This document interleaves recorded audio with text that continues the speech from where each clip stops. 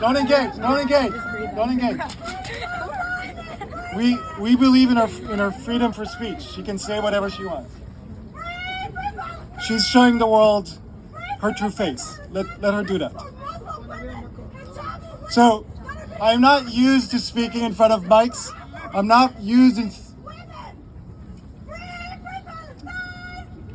Well, should I talk? I don't know. Should we talk? Or should we let them silence us? No. Okay. So, I'm not used to speaking in front of a microphone. I'm not used to standing above. Like, I was hoping I would stand there and just, as a circle of people. I didn't realize that so many people would show up. First of all, before I start, I should say, like, the first thing and the most important thing is that in my heart, and I hope in all of our hearts, we hold all of the hostages in our heart. I can't wait to see them all home. But also all of the civilian casualties on both sides, both Palestinian civilians and Israeli civilians, the Palestinians that have been uprooted from their homes, and the hundreds of thousands of Israelis that can't go back to their homes in the southern border and the northern border. This is a travesty. Now, ever since October 7th, I've been lost. I've been extremely lost because the world has changed in front of my eyes, because blatant, pure hatred is given a stage here at Columbia's campus and all around the world. But then I found you. I found a community. And that's been the most incredible thing in the world. Just, knowing that there are so many people that despite our disagreements, and we disagree on many things. We disagree on politics. We disagree on the solution. We disagree on what should happen right now. But we all agree on one fundamental thing, that we have a right to exist. And that's not up for question. That I have a right to exist, that the Jewish people have a right to exist, and that Israel has a right to exist. Now,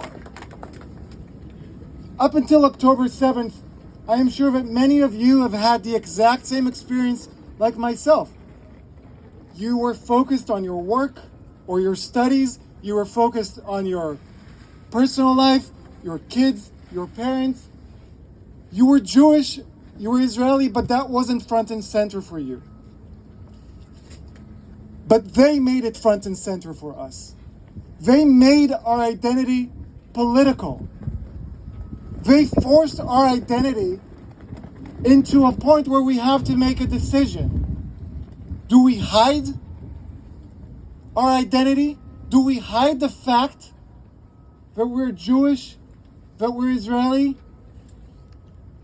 Or do we fight back? Now, we've tried hiding before. That didn't work. In the 1930s, we hid. We know what happened. So now we're fighting back. But we're fighting back in the way that we fight. With awkward chants that don't call for violence, but just ratify our right to exist by singing songs, by talking about coexistence, when the other side is talking about annihilating our existence. And this, I think, is our power. In the past few months, life has been terrible for me. I'm not going to lie. It's just been terrible. It's the cost that I'm paying for speaking up. It's the cost that a lot of you are paying for speaking up. And they've been trying to silence me. They've been trying to get rid of me. And I'm here to tell them, you can't silence me. You won't get rid of me. Because you won't get rid of us. because you won't get rid of Israel. Because Israel has a right to exist as the homeland for the Jewish people. That does not mean that other people cannot exist in Israel. Everyone is welcome. That does not mean that the Palestinians do not have a right for self-determination in their own land. It only means that we also have a right to exist. Now, I was asked by a reporter yesterday, how worried am I by these radical extremists who are shouting death to the Zionist state, who are shouting that they want to globalize the Intifada, who are shouting or questioning Israel's right to exist. And I said, I'm not worried about them. Their hearts are locked. They locked their hearts on October 7th. They locked their hearts to dead babies and raped Israeli teenagers just because they're Israeli. I will never open their hearts. What I'm worried about are all my friends and colleagues and the administrators at the university who have remained quiet, remained silent. And in their silence, they're normalizing the question of whether Israel has a right to exist. That is not a normal question. That is not up for debate. Every country has a right to exist, including Israel. This is going to be a long fight. I did not anticipate this fight to be this long. When I spoke up 4 months ago, I thought that this would be the wake-up call to the university and I can go back and just do my work, spend time with my family, and just live my normal life.